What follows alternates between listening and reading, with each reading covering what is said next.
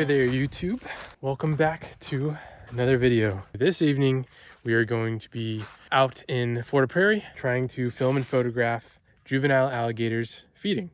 Alligators are pretty voracious little predators. When they're small, they'll eat pretty much anything that fits in their mouth. So whether that's fish, insects, small reptiles or amphibians. So hopefully they're busy tonight and we'll get some cool shots. Out at a prairie right now, but not the one we'll be filming at, is a wilderness area and you're not allowed to fly a drone, but where I'm at, there's a prairie where you can fly, and I'm gonna send the drone up and do a little overview of the habitat before we get out there this evening. I was not ready for what happened next.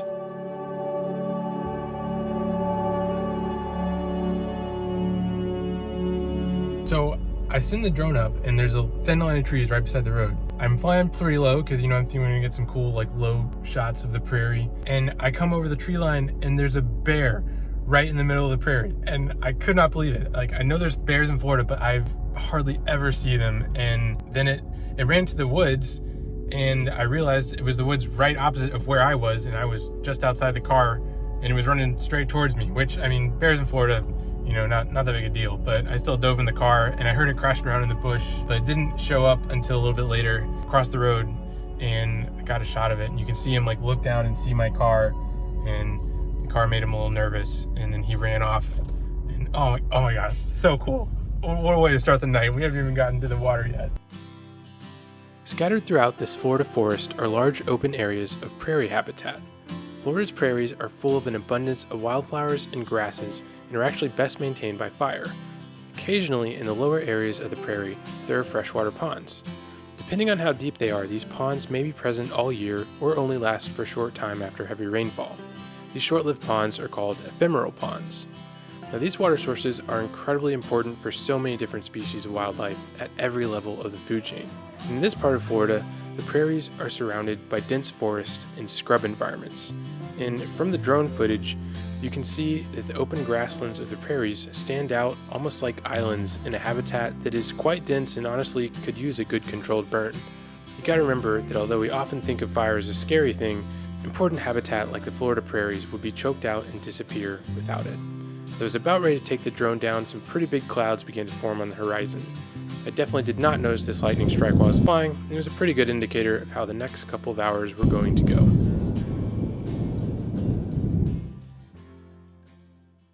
I'm waiting for Nick, and there's a bunch of lightning, but I don't think it's gonna last, so hopefully not, but we'll see. Alright, we're off. It's starting to rain, so underwater stuff first, with things that can actually get wet. Alright, it's booming and raining, so we're gonna head back to the cars right now. It's gonna be a little rough out here for a couple hours, so maybe after that.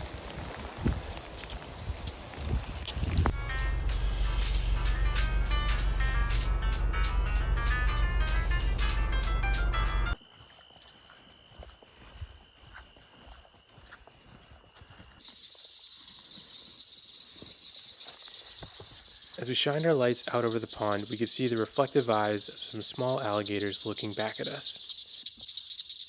Little guy right there.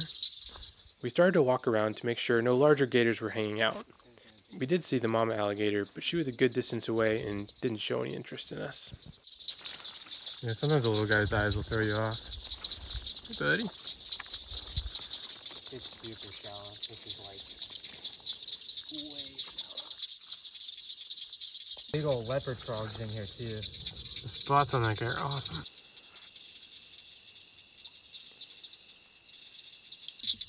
Oh, look at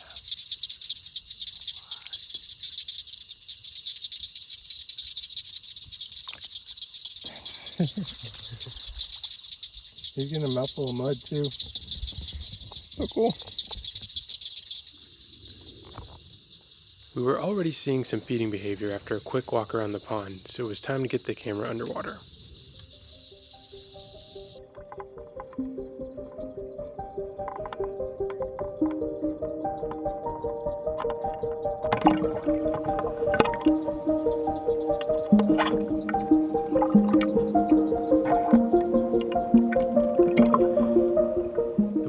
pond was remarkably clear, and it was fascinating to see the textures and colors of the lily pads and other aquatic plant life.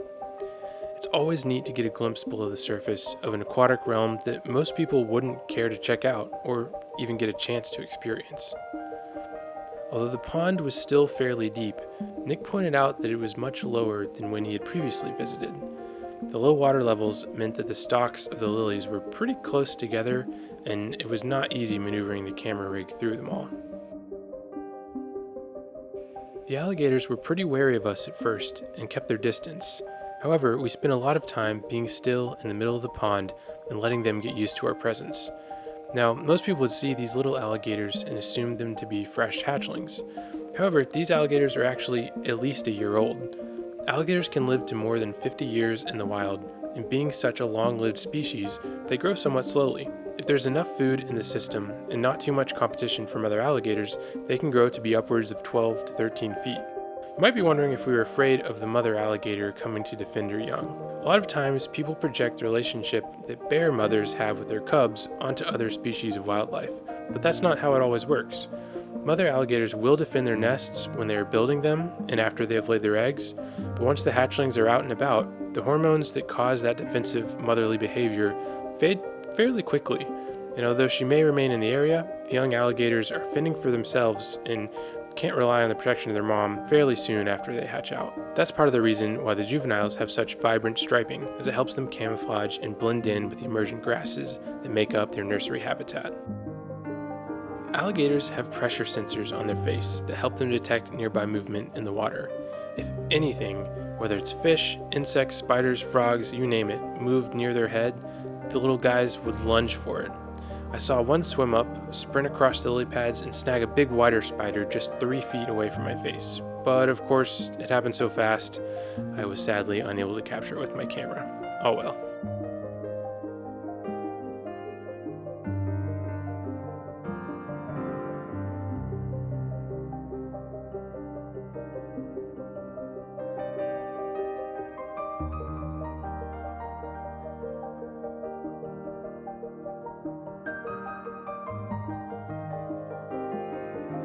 The night was much cooler after the rains, and although we saw a small amount of feeding behavior, it wasn't as frenzied as it might have been on a warmer night.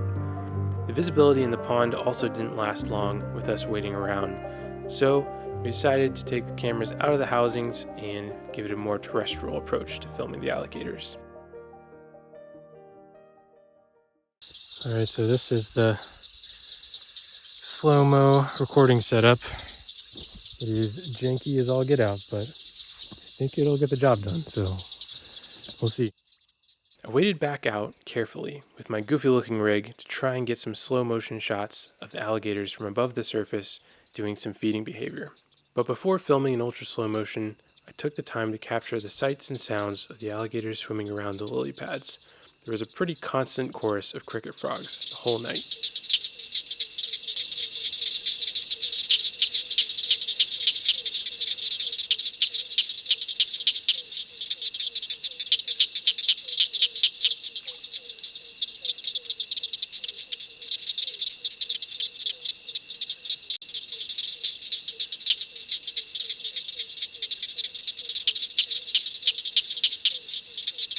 By this point, my camera was borderline overheating and the mosquitos were also getting really intense.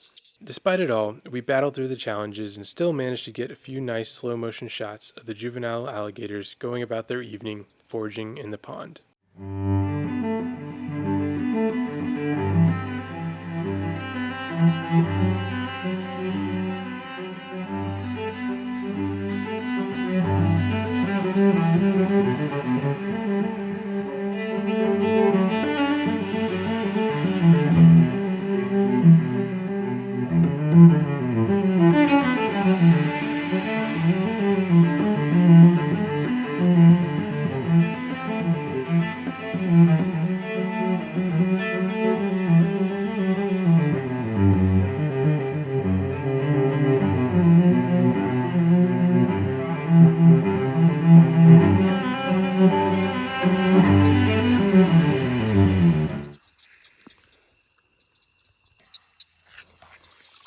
Alright, well, getting them slow motion while feeding was a lot more challenging than anticipated.